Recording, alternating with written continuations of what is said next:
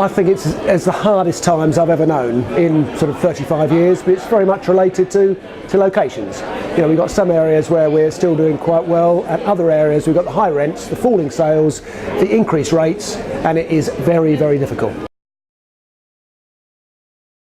Well, we're definitely always, you know, reconsidering the number of shops we've had, the locations, but obviously with leases, it's very hard to reinvent leases, to relocate.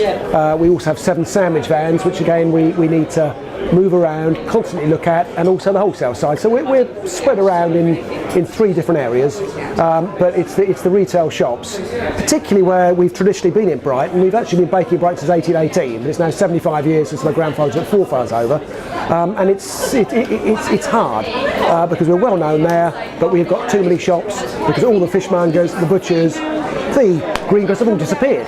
We've survived purely because, you know, we're in the lunchtime, the takeaway market, but that is getting very hard as well. So not a huge amount to be optimistic about, but we're still here after all these years and we keep on trying.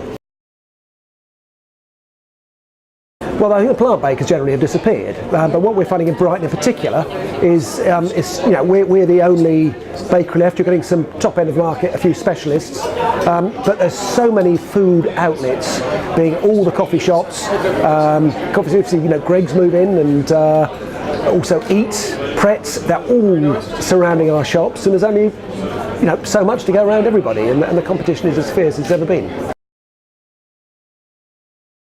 Well, you've still got to, you know, look at quality. Have we not invested over the years and carried everything back, and we built a new bakery in 1990, we certainly wouldn't be here today. But it's reinvestment, and, you know, we had reinvested up until the start of the recession, but now we have to look to other ways, speak to landlords, not fall out with anyone, but just keep speaking and hope some of the acorns we're planting will eventually come to oak trees and further opportunities will arise.